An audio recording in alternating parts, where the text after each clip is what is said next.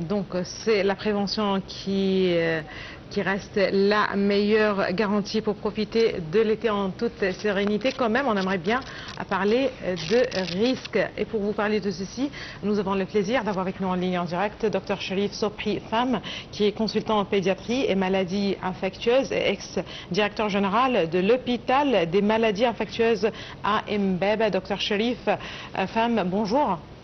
Bonjour. Ravi de vous avoir parmi nous en ligne en direct. Et... Moi aussi, je suis ravi de vous revoir.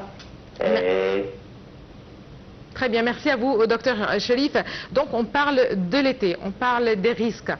On parle d'une saison qui peut quand même ramener une certaine inquiétude chez les familles. L'été est une saison appréciée certainement pour les vacances. Quand même, il pourrait y avoir des risques. Avant de commencer avec les maladies, j'aimerais bien savoir quels sont les risques selon vous. Bon, en Égypte, les maladies les plus fréquentes pendant l'été sont souvent reliées à la chaleur. Oui. À l'eau et aux aliments. Très bien.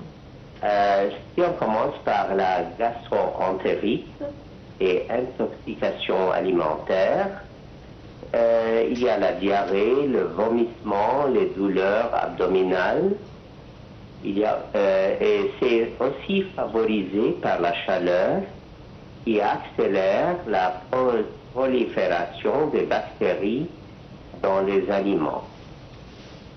Ça, c'est la première maladie. Et sans doute, ça cause le deuxième problème de la gastroentérite et l'intoxication alimentaire, c'est la déshydratation.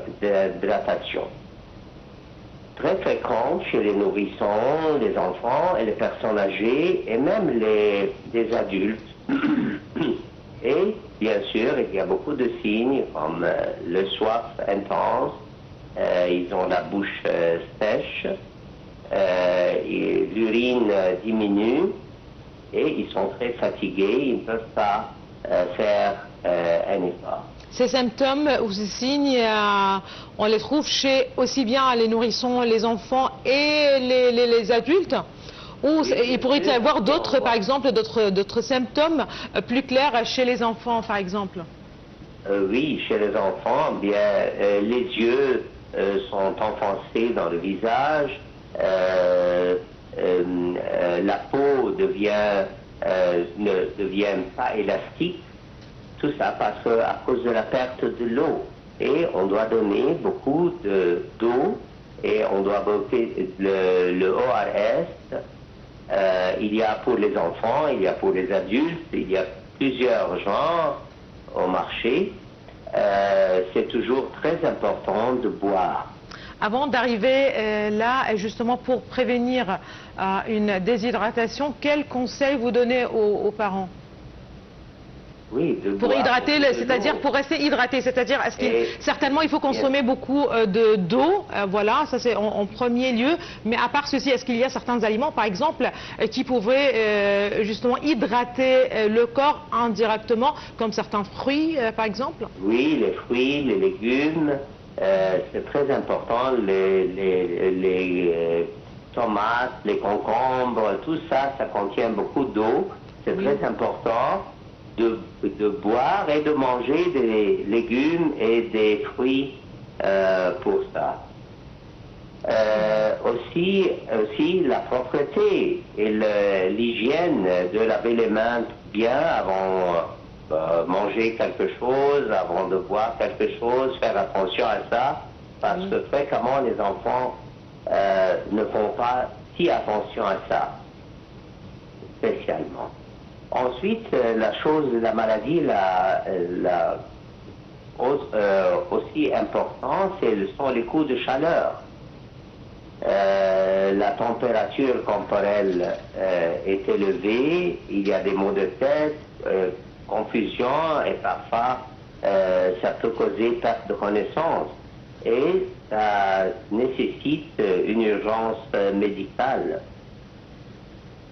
C'est aussi spécialement pour les adultes qui travaillent durant la journée dans le soleil les ingénieurs dans des places désertes, les hommes qui travaillent pour bâtir des bâtiments, dans des usines, plusieurs spécialités qui sont exposées à la chaleur et au soleil durant leur travail.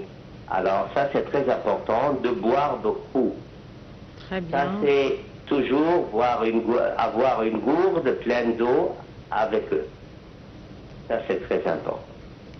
Autres maladies sont des infections virales, comme des enterovirus, peuvent provoquer de la fièvre, des maux de gorge, des éruptions cutanées ou un peu de diarrhée. Aussi, il y a les conjonctivites, plus fréquentes en raison de la poussière, de la chaleur, des mouches aussi, et des baignades. C'est causé aussi beaucoup en été. Il y a aussi les affections cutanées, les boutons de chaleur, les infections fongiques, l'impétigo, l'eczéma, c'est une allergie à cause de la chaleur, si on se gratte, ou ça, à cause des sueurs. Alors, il y a aussi des infections cutanées causées par la chaleur. Très bien, pour ces infections cutanées, si j'aimerais bien m'arrêter là, parce que cela aussi, ça peut paraître une maladie, par exemple, qui n'est pas très sérieuse, ou à laquelle les familles pourraient ne pas accorder beaucoup d'attention. Par contre, ça reste un grand souci chez certains. Lorsque vous dites qu'il faut bien hydrater le corps en tout moment, surtout en été, il faut bien le préciser, et justement pour hydrater aussi sa peau. Est-ce qu'il y a autre chose que se hydrater soi-même? C'est-à-dire, il y a certainement le fait de consommer des aliments, des fruits et des légumes, beaucoup d'eau, mais comment est-ce que c'est possible aussi d'hydrater la peau par des crèmes, par exemple, des crèmes, je ne sais pas, vous précisez s'il vous plaît. Oui, bien sûr, on peut utiliser les crèmes, spécialement des crèmes anti-soleil pour l'exposition au soleil. Aussi, il y a des crèmes hydrantes qui peuvent hydrater la peau pour bien garder la peau comme il faut. Aussi, il y a les légumes qui ont des vitamines C, des vitamines A, comme les carottes, comme les pommes, comme les goitres, comme tout ça. Ils sont pleins de vitamines C et A qui sont très importants pour la santé de la peau.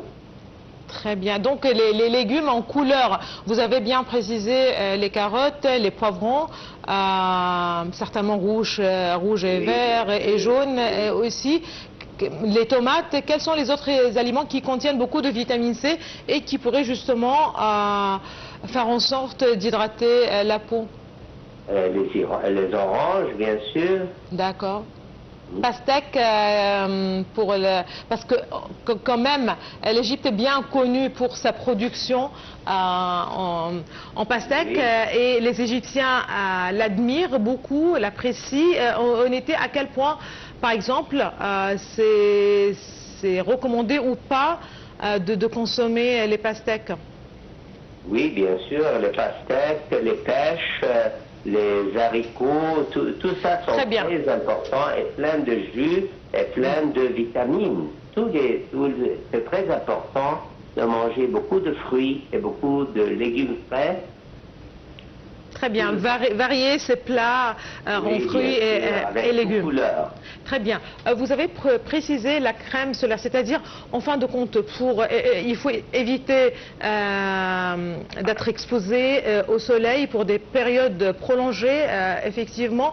mais au cas où on est plus ou moins contraint. Je ne parle pas certainement de ceux qui sont obligés de travailler sous le soleil, mais tout simplement pour les enfants au bord de la mer.